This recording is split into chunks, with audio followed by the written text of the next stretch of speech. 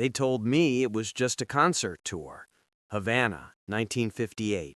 3 nights at the Tropicana. Sing some songs, charm the crowd, come home.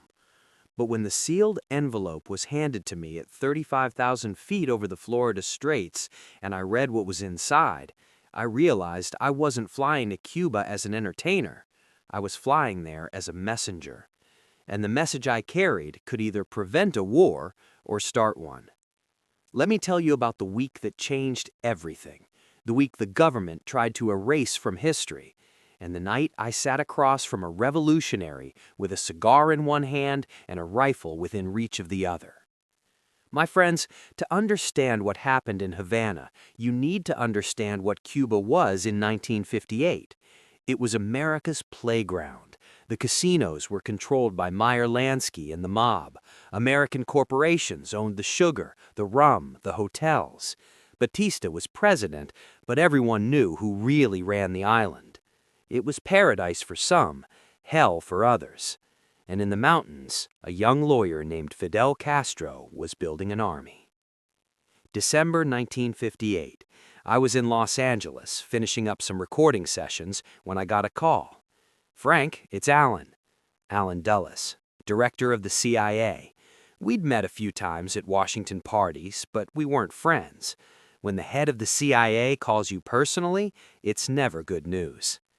"Alan," I said, trying to sound casual, "what can I do for you?" "I need you to take a trip, Frank. Cuba. We'll call it a goodwill tour, but it's more than that." "More than that how?" There was a pause. "I can't discuss it over the phone. Can you come to Washington tomorrow?" I flew to Washington the next day. They picked me up at the airport in an unmarked car and drove me to a building with no sign on it. Inside, I was led to a conference room. Alan Dulles was there, along with 2 men I didn't know. They didn't introduce themselves.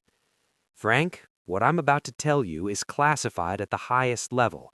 If you agree to help us, you can never speak about this, not to your friends, not to your family, not even in your memoirs." "I'm listening," I said. One of the unnamed men spoke. "Cuba is about to fall. Batista's government is collapsing. This Castro fellow is gaining ground every day. We've tried everything. Money, weapons, propaganda, nothing's working." "What does this have to do with me?" I asked. Alan leaned forward. "We need someone to deliver a message to Castro, someone he'll actually meet with, someone who isn't obviously CIA or State Department, someone famous enough that the meeting looks innocent." "You want me to meet with Fidel Castro?" "Yes." "And say what?" The other unnamed man pulled out a folder. "We want to make him an offer, a deal. If he agrees to certain terms once he takes power, keeping American business interests intact, preventing Soviet involvement, maintaining access to the naval base at Guantanamo, then we won't oppose his revolution. We'll even provide economic support." I laughed. It was absurd. "And if he refuses?" No one answered. They didn't need to. I knew what happened to people who refused American offers. "Why me?" I asked. "Why not send a diplomat?" "Because Castro won't meet with a diplomat. He sees them as the enemy. But he's a fan of yours, Frank. He loves American music. He's been to your concerts. He'll meet with Frank Sinatra." I sat back in my chair. This was insane, but it was also intriguing, and I'd be lying if I didn't say I was curious about this Castro fellow. "What if something goes wrong?" I asked. "Nothing will go wrong," Alan said. "You'll be protected. We'll have people on the ground. You deliver the message, get his response, and come home. Simple." Nothing involving the CIA is ever simple. But I agreed. Maybe it was patriotism. Maybe it was ego. Maybe I just wanted to see history up close. 3 days later, I was on a plane to Havana. The moment I stepped off that plane in Havana, I felt it. The heat, yes, but also the tension. The airport was crawling with Batista's soldiers, machine guns everywhere. People's eyes were nervous. This wasn't the Cuba I remembered from previous visits. This was a country on the edge. A man in a white suit met me at customs. Mr. Sinatra, welcome to Havana. I'm Ricardo. I'll be your liaison during your stay. Liaison, that's what they were calling handlers now. Ricardo drove me to the Hotel Nacional in a cream-colored Cadillac. We passed checkpoints every few blocks, soldiers everywhere. Things are a bit tense right now, Ricardo said, with an understatement that would have been funny if it weren't so serious. The hotel was magnificent, old-world elegance, but half empty. The American tourists had stopped coming. Too dangerous. In my suite, I found another envelope. Inside was a phone number and a single instruction. Call at midnight. I spent the evening wandering the casino. The same mobsters I knew from Vegas were there. Lansky, Santo Traficante, some others. They were nervous. They knew their paradise was about to end. "Frank," Lansky called me over to his table, "what brings you to Havana in these crazy times?" "Just a concert tour, Meyer," I said, "singing for the people." He looked at me carefully. Meyer Lansky didn't get to where he was by being stupid. "Be careful, Frank. This island is about to explode." At midnight, I called the number. A voice answered in Spanish, then switched to English. "Mr. Sinatra?" "Yes." "Tomorrow night, after your concert, a car will pick you up at the back entrance of the Tropicana. Come alone. Tell no one." "How do I know this is legitimate?" "You don't. But if you want to meet the future of Cuba, be there." The line went dead. But wait, you haven't heard the truly shocking part yet. The next day, I performed at the Tropicana. The place was packed. Even with revolution brewing, people wanted to forget, wanted to dance, wanted to hear, "I've got you under my skin." I gave them everything I had, because I knew that after the show, I'd be stepping into something far more dangerous than any stage. After the final bow, after the applause died down, I changed quickly and slipped out the back entrance. A black car was waiting, engine running. The driver didn't speak. We drove through the dark streets of Havana, away from the glittering casinos and hotels, into neighborhoods I'd never seen. Poor neighborhoods, dark neighborhoods. We drove for what felt like hours, but was probably 40 minutes. Finally, we stopped at a warehouse near the docks. The driver gestured for me to get out. Two men with rifles appeared from the shadows. They patted me down, took my wallet, my watch, even my cufflinks. Then they blindfolded me. "Is this really necessary?" I asked. No answer. They led me inside, up some stairs, down a hallway. I heard voices in Spanish, the sound of typewriters, radio static. This was some kind of command center. Finally, they removed the blindfold.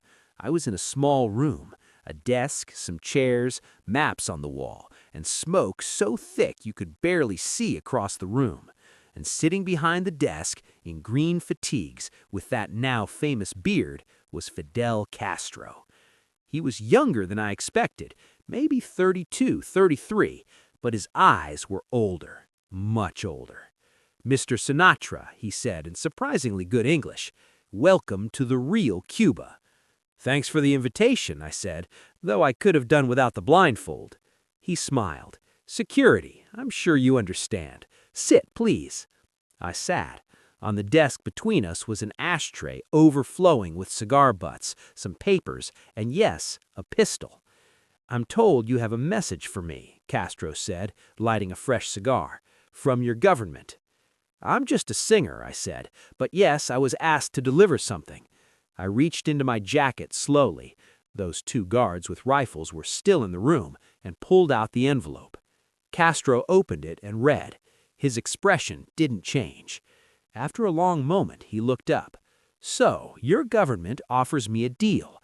They will allow my revolution to succeed if I promise to protect American business interests and keep the Soviets out." "That's the gist of it," I said. Castro laughed. It wasn't a happy laugh. "And if I refuse?" "Then I suspect they'll find other ways to stop you." He nodded slowly. "At least you're honest. That's rare in your profession." "I'm not in their profession. I'm a singer who got asked to deliver a message." Why you? Why send Frank Sinatra? They thought you might listen to me. They said you were a fan. I am, Castro said. I have all your records. I saw you perform in Miami once in 1955. You were magnificent. Thank you. We sat in silence for a moment. The surrealism of the situation wasn't lost on me. Here I was, Frank Sinatra, sitting in a revolutionary hideout in Cuba, discussing geopolitics with a man who might change the course of history. Can I speak honestly? Castro asked. Please. Your government doesn't understand what's happening here. They think this is about communism versus capitalism. It's not. It's about dignity, about Cubans controlling Cuba. Your government supported Batista while he murdered and tortured my people. Now they want to make a deal? I'm just the messenger, I reminded him. I know, and I respect that you came here. That took courage, but you can take a message back from me. He stood up and walked to the window, looking out at the dark city. Tell your government that Cuba will be free, truly free. Not free to be America's casino and sugar plantation, but free to determine its own future. If that means we must work with the Soviets, then we will. If it means your government tries to destroy us, then we will resist, but we will not be anyone's puppet again. It was a powerful speech, and in that moment I understood that this man would never accept the deal. The revolution would continue, and America would fight it. Is that your final answer? I asked. Castro turned back to me. That is my answer, but I want you to understand something, Mr. Sinatra. I don't hate Americans. I hate American imperialism. There's a difference. I understand, I said. Do you? He came back to the desk and sat down. Let me tell you what's going to happen.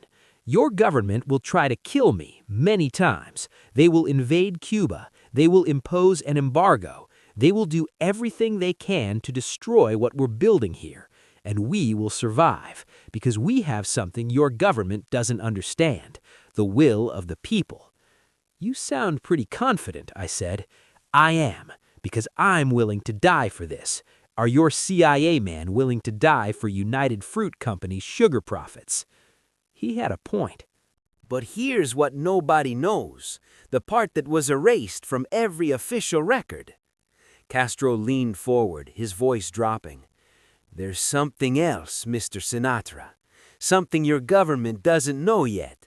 The Soviets have already made me an offer, a better offer. Weapons, money, support. They want Cuba as a base, 90 miles from Florida. My blood ran cold. Are you going to take it? I don't know yet, but if your government rejects partnership with me, if they try to crush us, then yes, I will have no choice. This was bigger than I'd understood. This wasn't just about one island. This was about the Cold War, about nuclear weapons potentially being placed within striking distance of every major American city. You need to tell them this, Castro said. Tell them that they have a choice.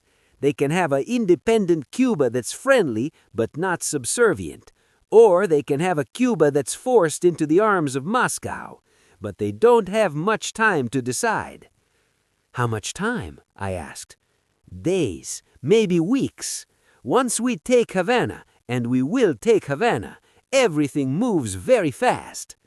I nodded slowly. This was way beyond delivering a simple message. This was a warning that could change everything. Castro stood up. Our meeting is over, Mr. Sinatra. Thank you for coming. You're a brave man. Or a foolish one, I said. He smiled.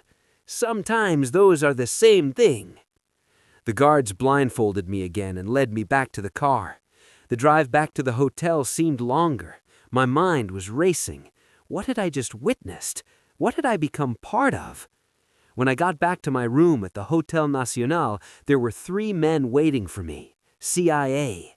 They wanted to know everything. I told them. Castro's rejection of the deal, his warning about the Soviets, the timeline, everything. The lead agent's face went pale. Jesus Christ, this is worse than we thought. What happens now? I asked. You go home, Mr. Sinatra. You forget this ever happened. You never speak about it to anyone, ever. And Cuba? That's above your pay grade. I flew back to the States the next morning. The story in the papers was simple. Frank Sinatra performs at the Tropicana, thrills Cuban audiences, returns home. No mention of secret meetings or revolutionary leaders. 3 weeks later, Fidel Castro marched into Havana. Batista fled to the Dominican Republic. Cuba had a new government. And then it began. Just as Castro predicted, the CIA tried to assassinate him multiple times. The Bay of Pigs invasion, the embargo, and finally in 1962, the Cuban Missile Crisis, Soviet nuclear weapons in Cuba, the world on the brink of World War III. I watched it all unfold on television, knowing that I'd been there at the beginning. I'd sat across from Castro when there was still a chance for a different outcome, but that chance had been rejected. Over the years, I was contacted a few times by government officials, always the same message: you don't talk about Cuba, ever. They didn't need to threaten me. I understood. Some stories are too dangerous to tell. But the weight of it stayed with me. The knowledge that I'd witnessed a turning point in history, a moment when things could have gone differently. I saw Castro once more, years later, 1978. I was in Jamaica for a concert. He was there for a conference. We passed each other in a hotel lobby. Our eyes met. He nodded slightly. I nodded back. No words. No need for words. What could I have said? Remember that night in 1958 when we might have prevented the Cold War from coming to the Caribbean? What could he have said? Remember when I warned your government and they didn't listen? Some conversations happen in silence.